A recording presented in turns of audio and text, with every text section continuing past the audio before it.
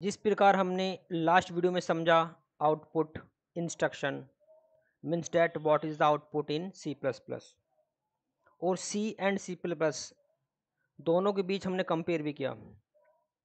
ठीक उसी प्रकार आज समझते हैं input instructions in C plus plus और C and C plus plus दोनों के बीच कंपेयर करते हुए समझेंगे। In C standard input device is keyboard. ये हम जानते हैं कि इनपुट डिवाइस और वो भी स्टैंडर्ड है तो वो कौन सी है, कीबोर्ड है। And scanf is used to receive data from keyboard and scanf is predefined function। जो scanf फंक्शन है सी लैंग्वेज के अंदर हम उसका यूज करते हैं डाटा को रिसीव करने के लिए फ्रॉम कीबोर्ड से।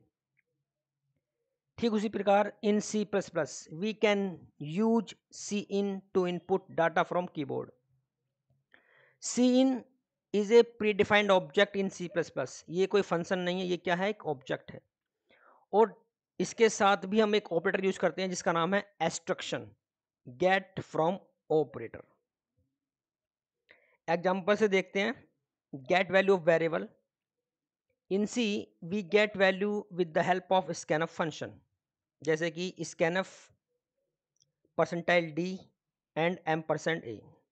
यहाँ पर क्या है कि जो स्कैनफ फंक्शन है वो एक इंटीजर वेरिएबल है और उसकी वैल्यू को क्या कर रहा है, वो गेट कर रहा है कहाँ से, कीबोर्ड से। नीचे scanf percentile D percentile F m%a and m%b। यहाँ दो वेरिएबल है हमारे पास, एक इंटीजर एक फ्लोट है और उन वेरिएबल की जो वैल्यू है वो स्कैनफ फंक्शन के थ्रू हम गेट कर रहे हैं कहाँ से, कीबोर्ड से। इसी प्रकार in C plus plus we get value with the help of C in. अच्छा तुम ये देखो, थोड़ा सा डिफरेंस ये समझना है कि स्कैनफ और सीन दोनों के बीच ये डिफरेंस है कि जो साइज है वो थोड़ा सा लेस हो गया है। जो स्कैनफ फंक्शन है यानी कि जो सी लैंग्वेज है वहाँ पर हम फॉर्मेट स्पेसिफायर यूज करते हैं और सी प्लस प्लस के अंदर हम नहीं करते हैं। तो अब इसमें एक बेनिफिट और भी है कि सी लैंग्वेज के अंदर हमें फ्लोट वैल्यू के लिए और इंटीजर वैल्यू वेरिएबल के लिए या फिर कैरेक्टर वेरिएबल के लिए हमें अलग से डेटा टाइप यूज करने पड़ते थे, सॉरी फॉर्मेट स्पेसिफायर यूज करने पड़ते थे। लेकिन यहाँ यानी कि सी प्लस प्लस के अंदर फॉर्मेट स्पेसिफायर का यूज नहीं है। तो ये भी एक इसका एक बेहतरीन तरीका है इसे यूज करने का, देन सी। आगे चलते हैं।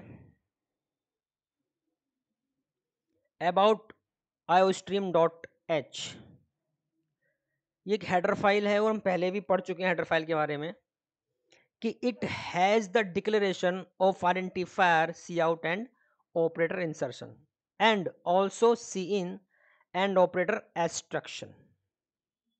First point, header file contains declaration of identifier.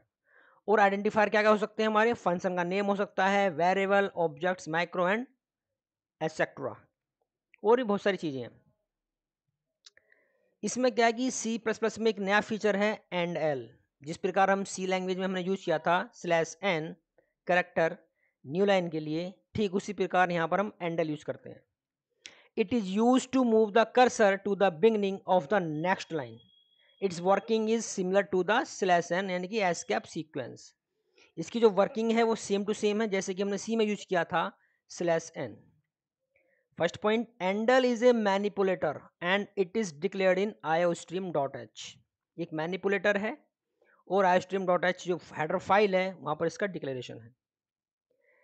Second, /n character also works in C++ as it works in C। वो ये कहता है कि जो /n है वो C++ के अंदर भी सेम वर्क करता है जैसे कि C में करता है। डिफरेंस ये है कि यहाँ पर इसको डबल कोट्स में लिखना पड़ेगा। It prints the output of the following statement in the next line। सही बात है, यानी कि cursor to the beginning of the next line. देखेंगे इसको, प्रैक्टिकल करेंगे तब और अच्छे समझ में आएगा। आगे चलते हैं। Some differences between endl and /n are following. दोनों के बीच डिफरेंस है, जैसे कि एंडल क्या एक मैनिपुलेटर है, /n क्या एक करेक्टर है। एंडल कोई मेमोरी ऑक्युपाई नहीं करता जबकि /n 1 बाइट का मेमोरी एलोकेट करता है। इसी प्रकार जो एंडल है वो can not write endl in the in between double quotes, जबकि स्लैश एन को हम डबल कोट्स में लिखते हैं। और endl supported only C plus plus, जबकि स्लैश एन बोथ लैंग्वेज यानी कि C and C plus plus दोनों को सपोर्ट करता है। देखो ये प्रोग्राम है, write a program to calculate addition of two numbers using user input in C plus plus. यानी कि उसने पहले ही बोल दिया है, उसने पहले ही ये बोला है कि इनपुट जो हमें करना है वो यूजर के थ्रू करना है। तो ये हम प्रोग्राम समझेंगे नेक्स्ट वीडियो में, करते हैं इसको प्रैक्टिकल भी। आज यहीं तक रखते हैं। Thank you.